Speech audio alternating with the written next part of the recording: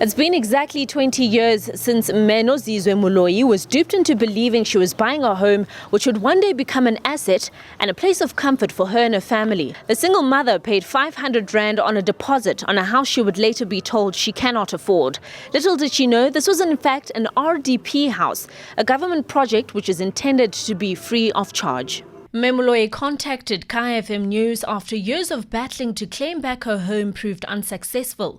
She has been living in this hostel called Kutuza in Thokoza. The hostel, which is infamous for regular violence and crime, has been her home for years now. The forgotten hostel was meant to be revamped. However, alleged corruption and irregularities have left it in this state. Memoloi, can you tell us a bit about the process and what you went through when you bought this house? RDP. Ke rekile ke sa tsebe gore ke RDP ba njwetsa gore ke tla patala 500 deposit, from there ke be ke patala 3,000. When I bought it, I didn't know it was an RDP house. They told me to pay 500 Rand deposit and then pay another 3,000 Rand if I want a bond house, but I didn't do a follow-up on how much the smaller ones are.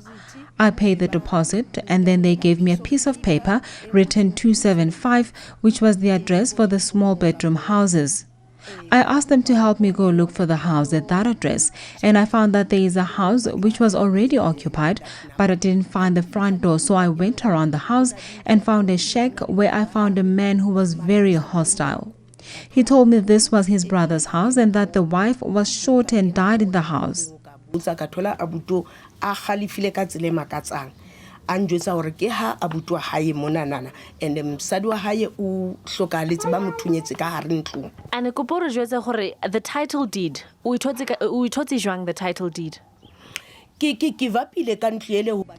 gave up on that house because I didn't have the 3,000 Rand they wanted at the time, so I went to look after someone else's home, and when I moved in, they told me that I have to go apply for a house at a nearby office, which I did in 2008. I got a C form after I applied using my ID, that is when the house I had applied for in 1995 reflected.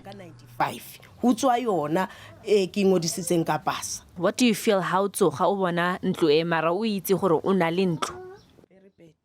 Very petty hoba bana ba ka ba bashimane ke ba lositse ka taba ya o dula mo ba sa kgone hore ba ka dula le nna ko hostel ka sala le ngwananyana.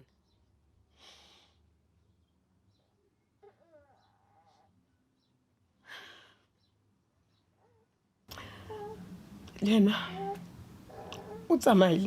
I feel very bad because I lost my son, because they refused to live with me here in the hostel.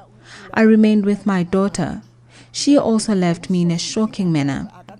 She went to live with a man without telling me, and traditional processes were not followed because she was too young.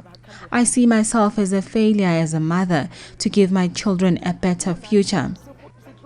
I'm not happy about my grandchild who is in school, because there was another little girl who was raped here at the hostel, who is the same age as my grandchild. I don't want her to even play outside because it's not safe. I always keep her locked up in the house because I'm scared she might get raped. Years later, Memoloi is staying in this house with her children and grandchildren in a hostel, while another family occupies the house that she paid for, and according to this title deed from the housing department, she owns. It is this house that Memoloi has fought tooth and nail for and is still caught in a 4-year court battle. We were greeted by the grandson of the woman who says this house is under her name. The lawyers, from the lawyers have been coming and going, and they have cut all forms of communication with me. They speak with the other family because they have money. They can afford them. I won't get my house because they are dealing with the other family. Maybe they are even trying to change my title deed. For that title deed, but I must say honestly, I think that on our own court cases aside, I think as Batuwa this side and you guys, you could have come to a good conclusion on your own without involving like other people and stuff, because I think they are good people, but I'm even scared to come here alone, because the last time I came here, you called a policeman called George, who may be your father. He intimidated me. a ntshosa so ke a tshaba o tla ke le mo. Memoloi says the elderly woman who lives in this house decided to extend and refurbish the house only after she had approached her with the title deed. We now wait on the city of Ekurhuleni and the housing department, who have promised to help us with a way forward. The story continues. For Kaya FM News, I'm Lindi Sirame.